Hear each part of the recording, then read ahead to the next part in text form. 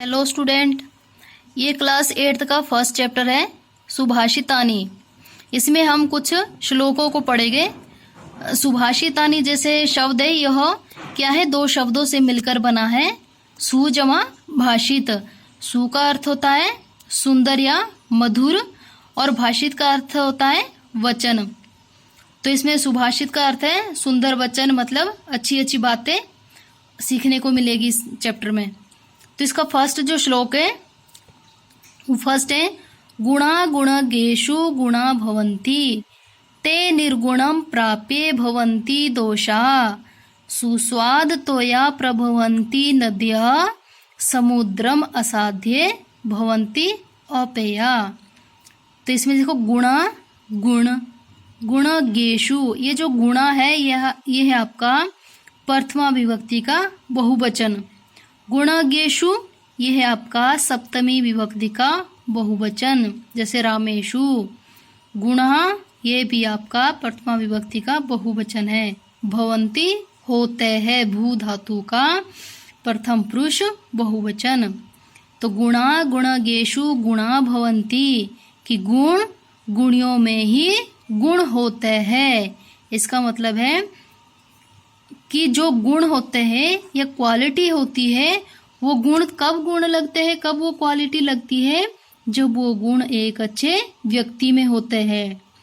Next आपका ते निर्गुणम प्राप्ये भवन्ति दोषा कि ते वे, वही कौन, वही गुण, निर्गुणम अवगुण को, प्राप्ये प्राप्त करके, भवन्ति होते हैं या बनते हैं, दोषा दोष कि वे ही गुण अगर किसी अवगुण व्यक्ति के पास पहुंचते हैं तो वे दोष बन जाते हैं।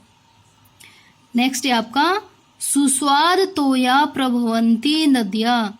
सुस्वादु मतलब स्वादिष्ट, तोया ये तोय क्या, किसका पर्यायवाची, जल। तोया बहुवचन में कि सुस्वादु तोया कि स्वादिष्ट जो पानी है, प्रभवन्ति बहती है, नद्य यह है आपका नदी शब्द प्रथमा विभक्ति का बहुवचन। नद्यः कि जो नदियाँ है वह स्वादिष्ट पानी वाली बहती है। फिर नेक्स्ट है आपका समुद्रम असाध्य। समुद्र हिंदी का शब्द है, असाध्य होता है मिलकर। अब नेक्स्ट है आपको भवन्तीय, जो आधा शब्द है भवन्तीय पेया। इसमें संधि है भवन्ति जमा अपेया। भवन्ति बनती है, अपेया मतलब ना पीने योग्य। तो जैसे लास्ट दो लाइन का क्या है कि जो नदी होती है, नदियाँ जो बहती है वो क्या है, स्वादिष्ट पानी वाली बहती है। लेकिन वही पानी जब क्या है समुद्र में मिल जाता है तो क्या है, वो पानी ना पीने योग्य बन जाता है।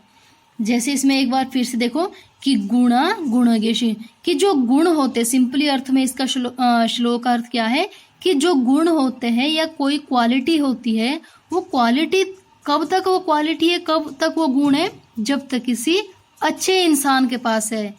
और अगर वो क्वालिटी, अगर वो गुण हम किसी अवगुण व्यक्ति को, एक दोषी व्यक्ति को अगर हम वो गुण दे देते हैं, वो क्वालिटी बताते हैं, तो वो दोष बनता है। क्यों बनता है? क्योंकि वो उसकी वैल्यू नहीं समझता, उस क्वालिटी की वैल्यू नहीं समझता। इसलिए अगर उसमें कुछ अच्छी बातें हो, कोई अच्छी बातें अगर किसी दोषी व्यक्ति को या अवगुणी व्यक्ति को वो अच्छी बातें बताई जाए, तो वह उस बात की इम्पोर्टेंस नहीं समझता। इसलिए उस क्वालिटी का उसके पास जाकर कोई भी फायदा नहीं है। वो क्वालिटी क्या है, वो गुण दोष बन जाता है। जिस प्रकार की नदियों का पानी कैसा होता है, मीठा और स्वादिष्ट, लेकिन वही पानी जब बहकर कहाँ चला जाता है, समुद्र में, तो वो ना पीने योग्य बन जाता है। क्यों बनता है? क्योंकि समुद्र का पानी कैसा होता है, खारा नमकीन होता है और उस पानी को हम नहीं पी सकते। तो क्या है इसका कि जो गुण है वह गुणी व्यक्ति के पास ही गुण होते हैं। सेकंड लाइन का क्या है कि वे गुण एक निर्गुण व्यक्ति को प्राप्त करके दोष बन जाते हैं। फिर जैसे कि नदियाँ स्वादिष्ट पानी लेकर बहती है, लेकिन वे समुद्र में मिलकर ना पीने योग्य पानी वाली बन जाती है।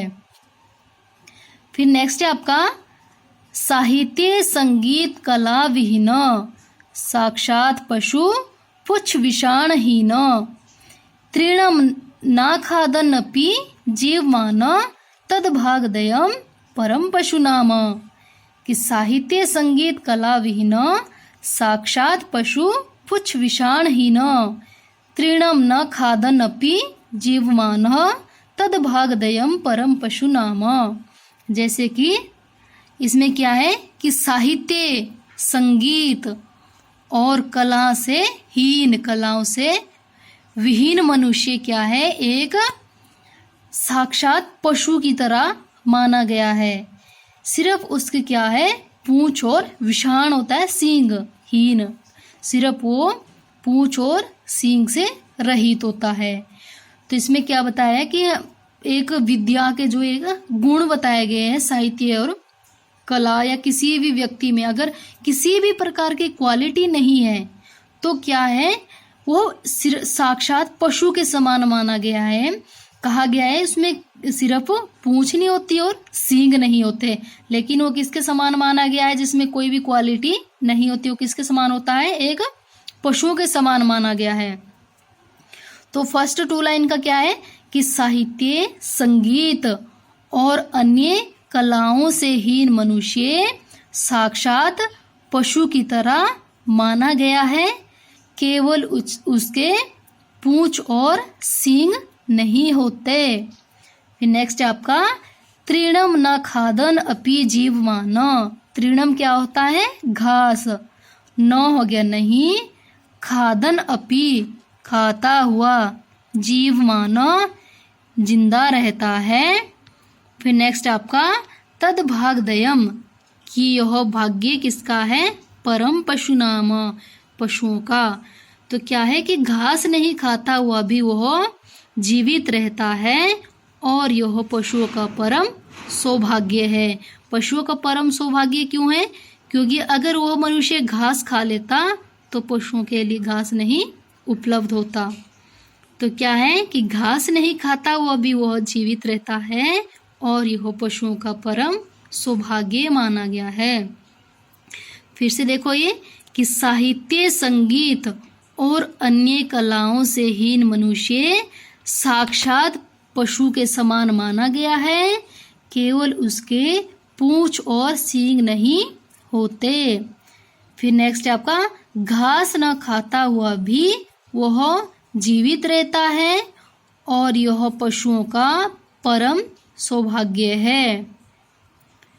फिर नेक्स्ट आपका लुब्धस्य नश्यति यश, पिशुनस्य मैत्री, नष्ट क्रियस्य कुलम, अर्थपरस्य धर्म, विद्या फलम व्यसनेन, कृपणस्य सौख्यम, राज्यम प्रमथ सचिवस्य, नर अधिपस्य।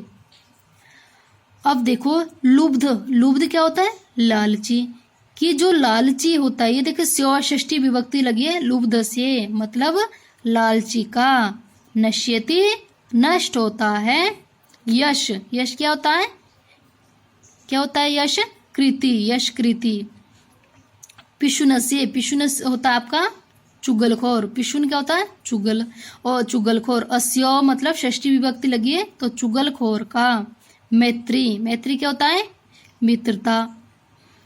तो क्या है कि जो लालची व्यक्ति होता है उसके यश का नाश होता है।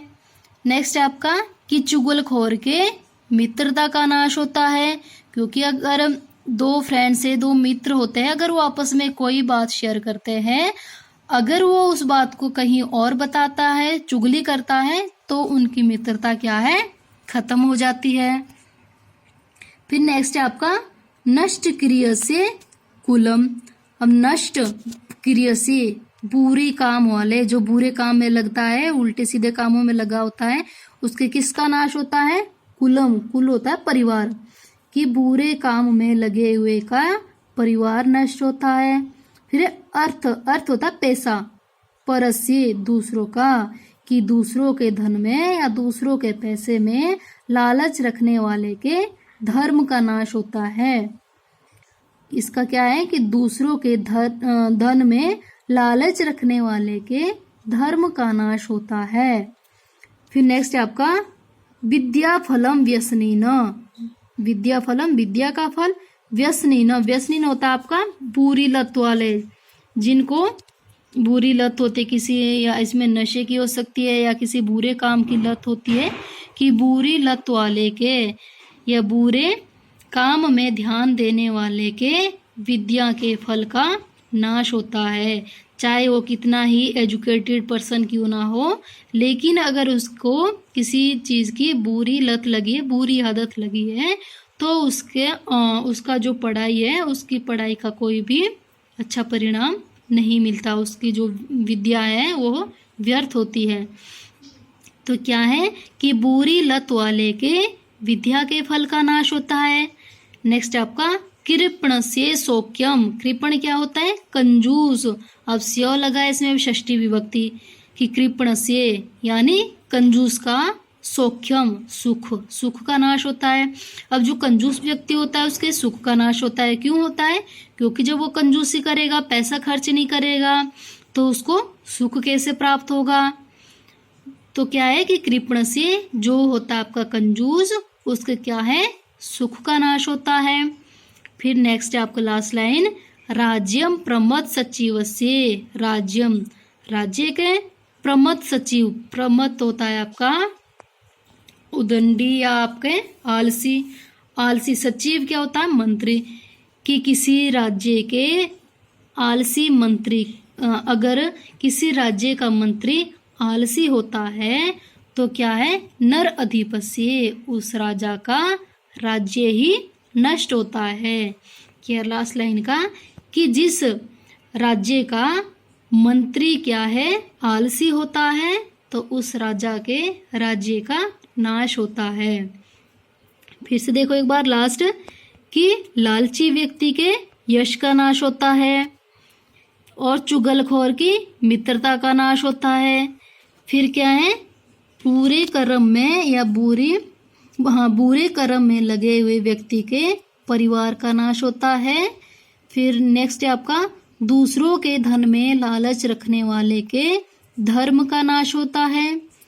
फिर नेक्स्ट है आपका बुरी लत वाले व्यक्ति के विद्या के फल का नाश होता है। फिर इधर है आपका नेक्स्ट, कि कंजूस व्यक्ति के सुख का नाश होता है। फिर नेक्स्ट है आपका, कि जिस राजा का या जिस राज्य का मंत्री आलसी हो, उस राज्य के या उस राजा का राज्य नष्ट होता है। कि जिस राज्य का मंत्री कैसा हो? आलसी हो, उस राजा का राज्य नष्ट हो जाता है। Thank you.